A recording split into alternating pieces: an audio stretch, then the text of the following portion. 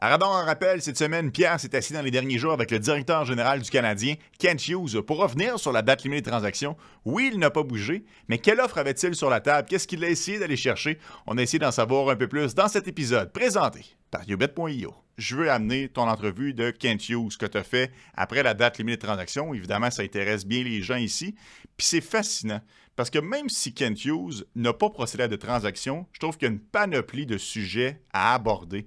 Il est sorti d'une séquence avant la Coupe des 4 Nations qui s'allait vraiment pas bien. On a échappé 8 matchs sur 9. On n'était pas du tout dans une bonne passe. Il a mis au défi son capitaine. Il a mis au défi son équipe de bien réagir.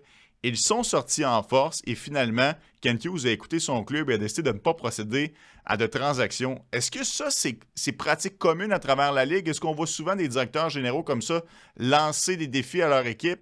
Mais si tu fais ça, tu n'as pas le choix de suivre tes paroles. Là, même s'il y a une grosse offre de transactions qui s'en viennent, là, tu t'es un peu peinturé dans un coin. Oui, ça n'arrive pas toujours, mais en général, les directeurs généraux nous disent toujours c'est nos joueurs qui nous forcent de prendre des décisions qu'on prend à la date limite. Les victoires et les défaites. Que j'ai parlé avec Kent Hughes le lendemain de la victoire contre Ottawa la semaine passée. Alors évidemment, c'était une grosse victoire. Puis, une des choses que j'ai trouvé intéressant sur le côté honnête de Kent Hughes, là, des propos assez transparents, c'est qu'il a dit que après d'avoir décidé de ne pas faire de transactions, de ne pas vendre, Armia, Dvorak, David Savard, c'est qu'il est tellement heureux que l'équipe n'a pas eu une séquence de défaites tout de suite après la date limite des transactions, parce que ça le faisait peur. C'est intéressant de l'admettre, ça, publiquement, parce que, évidemment, ça aurait été la pire combinaison des choses, de ne pas vendre, penser, de bien réagir, tu sais. Comme les Jackets, Pierre. C'est un peu ça qu'on voit présentement. Oui, exactement. Écoute, ça va un peu moins bien là, dans les derniers jours pour le Canadien, c'est correct. Écoute, ils ont tellement eu une belle séquence, puis ils ont joué contre l'équipe la plus haute dans la Ligue à Saint-Louis hier soir, mais en général, la saison est déjà gagnée pour le Canadien. Ils sont dans la lutte jusqu'à la fin.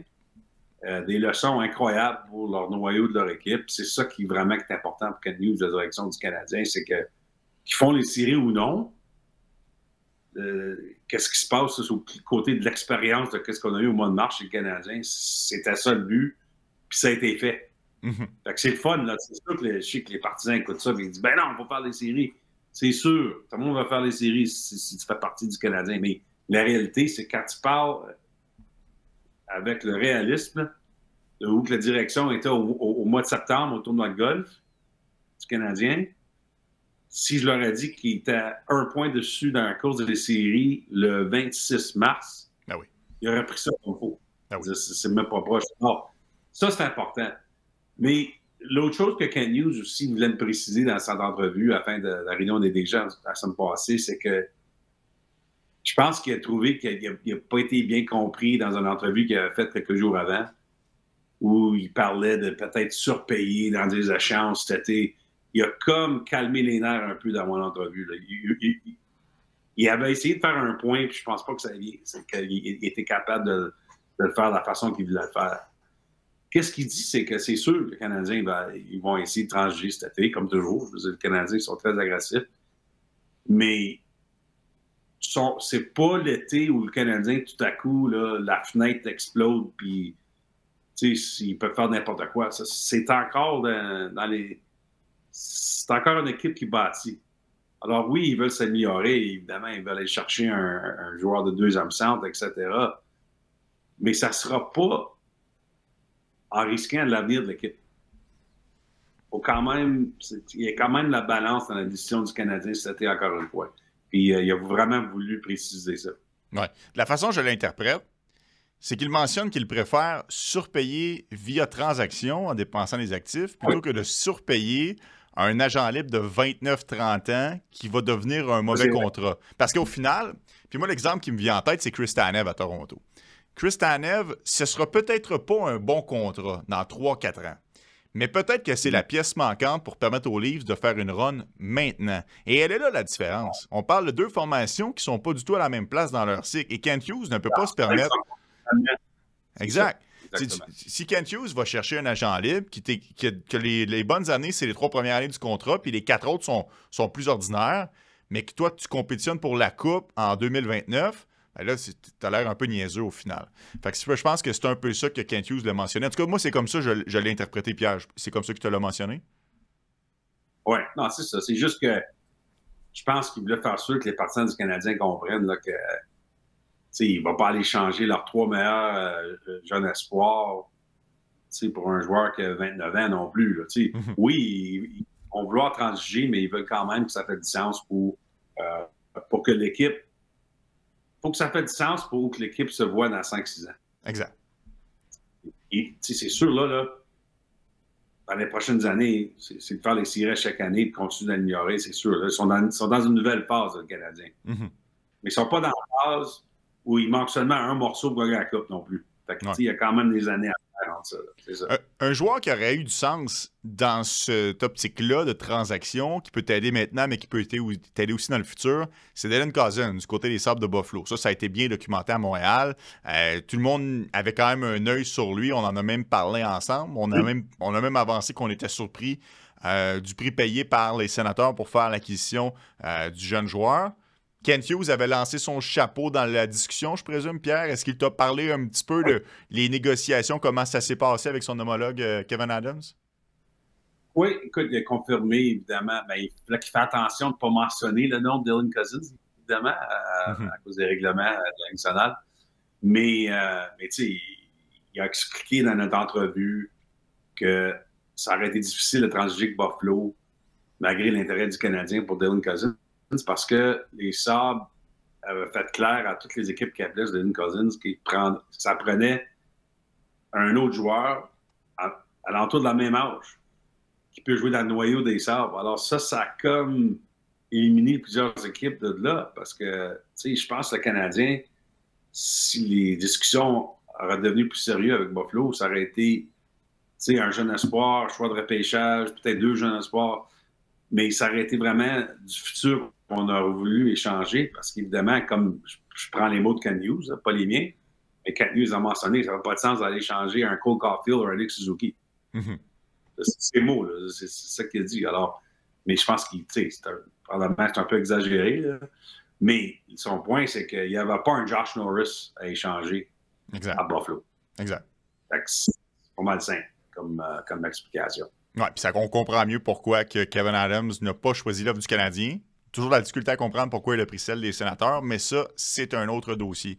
Est-ce que Kent Hughes a pensé faire une transaction acheteur pour un joueur de second plan?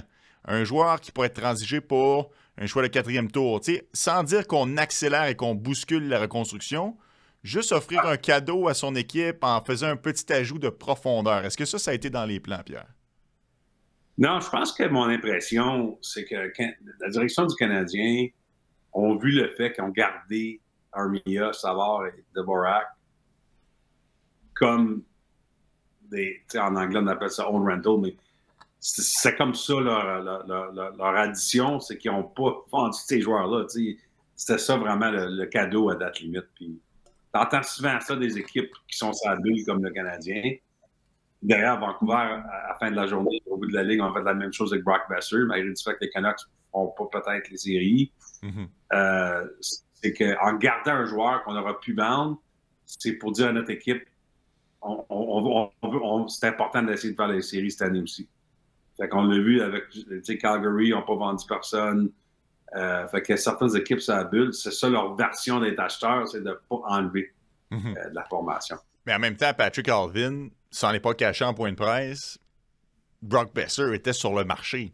Il aurait, si l'offre avait été là, il l'aurait appuyé sur la gâchette. Est-ce qu'il y avait un monde parallèle ou est-ce que Joel Armia aurait pu partir? Quel était le prix fixé? Je présume que Kent Hughes l'a placé assez haut pour s'assurer de ne pas le donner pour un vulgaire choix de milieu de repêchage. Là. Quel était le prix que Kent Hughes attendait pour Armia? Oui, ben, ce que Kent Hughes m'a dit dans l'entrevue, c'est que son prix a monté dans les derniers jours parce qu'il était prêt à garder. Alors, il a dit aux équipes, il s'excusait quasiment aux équipes parce que c'est un prix très haut pour Joel Armia, mais c'est le prix que le Canadien était prêt à... C'était leur ligne. Alors, je ne sais pas exactement c'était quoi le prix. J'imagine que c'était un choix de 2e ronde. Mais à la fin de la journée, Ken Hughes a dit que ça n'a même pas venu proche d'aller changer. Sur le côté d'Alvin, je devrais préciser, Patrick Alvin, le DG des Canucks, lui aussi, j'ai fait une entrevue avec la semaine passée.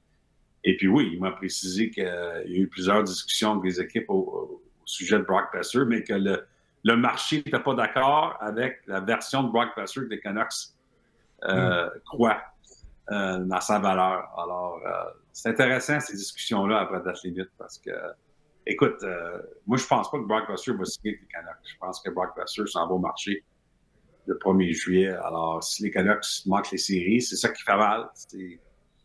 Tu as pris une chance, puis tu vas avoir rien pour Brock Besser. Mais écoute, on comprend pourquoi, parce que quand ils ont fait la date limite, je pense que les Canucks sont 8e dans l'Ouest. Alors, c'est pas des décisions faciles quand tu es sur la bulle, quand tu es sur la ligne, là, parce que c'est facile de se faire critiquer 2 mois plus tard ou 6 semaines plus tard quand la série est finie. Si les Canucks font des séries, je pense que la direction des Canucks vont se faire critiquer beaucoup. Je pense que le Canadien beaucoup moins, parce que je pense que les partisans du Canadien reconnaissent le fait qu'à la fin de la journée, aller chercher un autre choix de 2e ou 3e ronde pour certains joueurs pour la fin du monde. Ils ont tellement de choix de repêchage à Montréal. Mais c'est quand même des décisions difficiles. C'est toujours facile d'être top 3 dans la conférence ou une des pires formations quand tu es à date limite, parce que c'est clair tes priorités. Exact. Mais puis, tu sais, sans manquer de respect à Armia ou à Dvorak ou Savard, Brock Besser a un statut quand même plus important. On parle d'un retour plus important. Donc, tu craches sur quelque chose de pas mal plus gros. Donc, ça fait plus mal. Et le Canadien n'est pas exactement au même endroit que les Canucks. Les Canucks ont une saison rocambolesque. Au début de la saison, on aurait pu les placer comme une équipe prétendante à ramener la Coupe Stanley au Canada. Si on rate les séries, c'est un échec pas mal plus gros que le Canadien. Regarde, on conserve nos joueurs parce qu'on s'en va dans la bonne direction. C'est de l'apprentissage. Qu'on les perde pour rien ou non à la fin de la saison, ben, ça aura permis aux Suzuki, Caulfield, Slafkovsky, Hudson, etc., d'avoir l'expérience d'un dernier droit vers les séries éliminatoires. Donc, c'est quand même 2 situations qui sont un petit peu différentes. Là. Oui, je suis d'accord, absolument. Puis d'ailleurs, tu viens de le dire, alors, l'argument à la fin de la journée, c'est que si le Canadien décide de ne pas signer Armia parce qu'on veut donner des opportunités à d'autres jeunes joueurs là, dans l'organisation. Puis je ne dis pas qu'ils ne signeront pas. Je veux juste dire, si on ne signe pas Yoel Armia, ils ne l'ont pas vraiment perdu pour rien parce que tu viens de le dire. Là. Le fait qu'on l'a gardé, ça aide le désavantage numérique dans des gros matchs. Puis les autres jeunes joueurs de la formation connaissent des moments importants dans leur carrière à cause qu'on a gardé tout le monde. C'est tout lié, ces affaires-là. Puis ça, je pense que c'est quelque chose que les dirigeants, il y a 20 ans, quand je leur parlais, il y a 20 ans, on pensait moins à ça. On avait toujours peur de perdre des joueurs pour rien le 1er juillet. Puis il y a 2 choses qui s'est passées durant les années. Un, c'est ce qu'on vient de dire, c'est la valeur de quand même garder un joueur pour un autre 2 mois. L'autre, c'est de gagner de l'espace de plafond salarial, des fois, c'est un gain, même si tu parles de joueurs. Tu as quand même gagné de l'espace de plafond salarial. Puis ça, je trouve que les organisations modernes sont capables de regarder ça puis voir ça comme un atout au lieu d'être peur d'avoir perdu un joueur. C'est intéressant parce que toutes les équipes, sans exception, vont avoir plus d'espace sur la masse salariale dans les prochaines années. Ça sera intéressant de voir quand on va s'asseoir dans 4-5 ans comment cet espace-là a été utilisé. Qui a appris?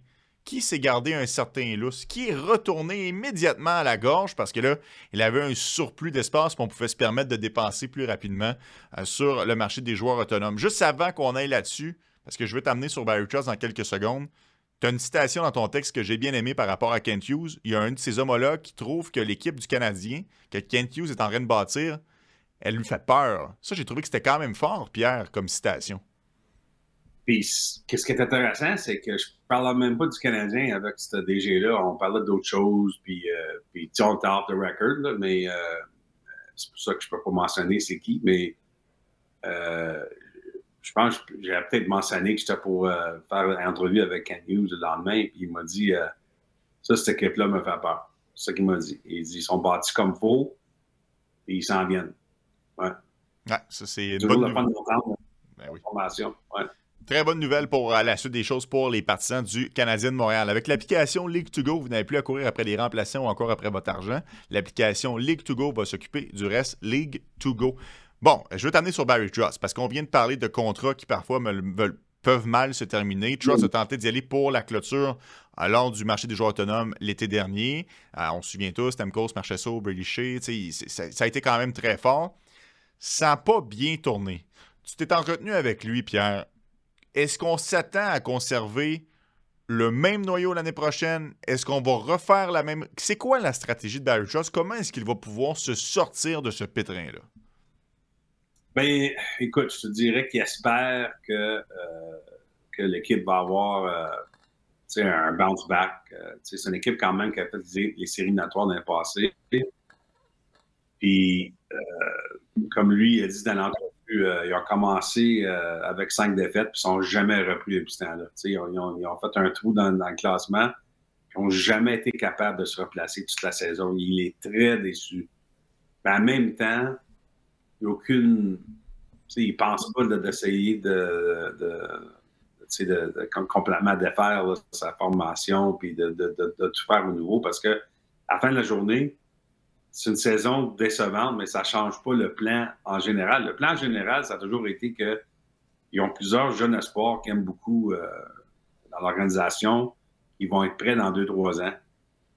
Fait que l'idée, ça a toujours été d'avoir des vétérans pour amener l'équipe à cette vague-là, à cette étape-là pour l'organisation. Fait que, il dit ça va arriver quand même, mais la seule chose qu'il a ajouté, c'est que peut-être on doit ouvrir plus de portes plus vite pour certains jeunes joueurs après ce qu'on a vu cette année. Alors, puis je vais dire l'autre chose qui est intéressant, c'est que j'avais fait une entrevue avec Barry Trotz aussi le lendemain de l'échange d'Alexandre Carrier à Montréal. Et puis, une des choses qu'il m'avait dit ce jour-là, au mois de décembre, c'est qu'il pensait d'être agressif encore une fois le 1er juillet pour aider l'équipe à se tourner de bord puis de vite fait rentrer dans les séries l'année prochaine. C'est pas ce qu'il a dit quand on s'est parlé dans les derniers jours. OK. Qu'est-ce qu'il a dit? Il pensait être un peu plus silencieux le 1er juillet. Une des raisons, c'est qu'il y a quand même il y a déjà beaucoup de vétérans là, sur l'équipe. Et puis, deuxièmement, c'est qu'il y a des jeunes joueurs qui s'en viennent. Alors, c'est un ton un peu différent du mois de décembre à aujourd'hui pour la saison morte pour Nashville. Puis, il faut dire, Pierre, puis là, je prends ton texte, il a fait quand même beaucoup de changements cette année. Il a perdu Dante Fabro, il a perdu Tomasino avec les Pingouins, Scott Wedgwood au Colorado, évidemment Alexandre Carrier ici. Nyquist est parti, Luke Schenn est parti, Novak est parti, John Koski est parti. C'est pas comme si Barry Trotz était resté assis sur ses deux mains, puis l'année prochaine, avec exactement la même formule, ça va fonctionner. Il a quand même apporté certains ajustements. Oui, absolument. Puis, écoute, qu'est-ce qu'il espère, c'est que une des choses qu'il m'a dit, c'est que des gars comme Marchessault et Stamkos étaient tellement au cœur de leurs vieilles équipes que ça va vraiment être difficile, l'ajustement. Puis il espère que là, après une année à Nashville, qu'ils vont être à l'aise. Puis ça va mieux d'aller de ce côté-là aussi. Il a décidé de garder Ryan O'Reilly, malgré du fait que, qu'est-ce qu'il a dit dans l'entrevue, c'est qu'il y a eu beaucoup d'intérêt à Ryan O'Reilly. Pas surprenant, parce qu'on voit le prix payé pour Scott Laughton. Tu peux t'imaginer le prix qu'on aurait pu payer pour Ryan O'Reilly, mais on l'a gardé parce qu'il est tellement important comme vétéran, comme leader. Puis je pense c'est parce qu'encore une fois, on ne rebâtit pas là, à Nashville. On ramène O'Reilly, Stamkos, Marchessault, puis on espère que les choses vont mieux aller. Sur le côté de Lucy Saros, qui connaît sa pire saison dans la Ligue nationale, il l'a défendu pas mal. Puis je suis d'accord avec lui en disant que qu'est-ce qui se passe avec l'équipe devant lui, ça a à faire beaucoup avec ce qui se passe avec le rendement de ses gardiens. Je pense que c'est vrai. Si on regarde certains chiffres statistiques avancés, que les gardiens des Prédateurs voient beaucoup de chance.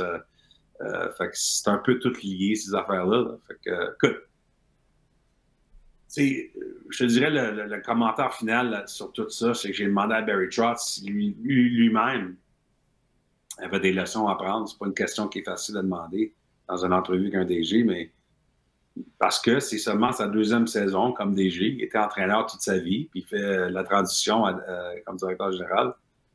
Puis il a dit que lui-même doit être meilleur. C'est pas facile à admettre ça publiquement, mais il faut quand même le souligner qu'il n'y a pas de garantie qu'un des meilleurs entraîneurs-chefs de l'histoire de la Ligue, puis lui, il est un des meilleurs entraîneurs-chefs de l'histoire de la Ligue. C'est pas garanti que tu peux devenir un bon DG de la Ligue nationale. Ouais. On verra bien. Puis en fait, la Ligue nationale, la façon qu'elle est construite, c'est pas évident de s'acheter un championnat non plus. Tu sais, c'est pas juste parce que tu flexes les bras le 1er juillet puis tu vas chercher tous les gros joueurs qui sont disponibles que le gâteau va lever. C'est plus compliqué que ça. Évidemment, j'apprends rien à Barucha, c'est tout ça. Là. Mais ça démontre encore une fois que c'est plus complexe que ça, bâtir une équipe championne. Mais je ne gagerai pas contre les Preds qu'ils se retournent rapidement. Pourrait très bien, l'année prochaine, être une équipe qui redevient très compétitive. Pierre, dans les dernières heures, Jacob Chychrun a paraffé une nouvelle entente avec les Capitals de Washington. Il va très, très bien avec les Caps, à l'image de plusieurs de ces joueurs-là. Il en a profité pour faire sauter la banque. 8 ans, 9 millions par année.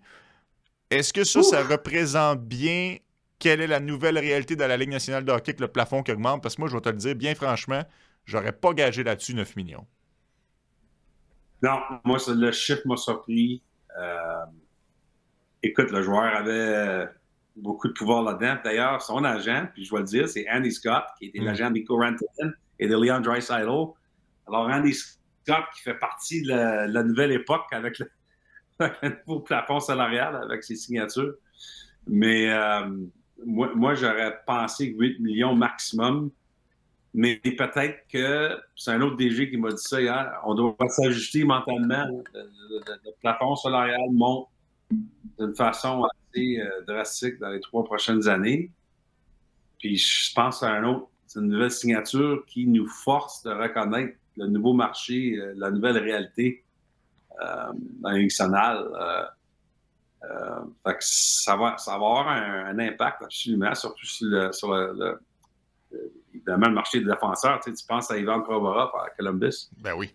Qui n'a pas signé un nouveau contrat avec les Blue Jackets, puis je ne suis pas convaincu qu'il va le signer non plus, mais je pense que sur le côté Provorov, je crois, je ne suis pas sûr à 100%, mais ce que j'avais entendu, c'est qu'avant date limite des échanges, les autres avaient indiqué à Columbus qu'il voulait peut-être 8 x 8, puis je pense que les Blue Jackets étaient un peu ébranlés de ce chiffre-là, parce que Provorov n'a quand même pas les chiffres, les statistiques offensifs que de Jacob Chychrun. Mais maintenant qu'on voit le nouveau contrat de Chychrun, puis oui, Chychrun, c'est un joueur beaucoup plus offensif, c'est pas le même défenseur, mais à la fin de la journée, probablement que pour l'argent de Provorov, il dit, tu vois, c'est ça le nouveau marché, là.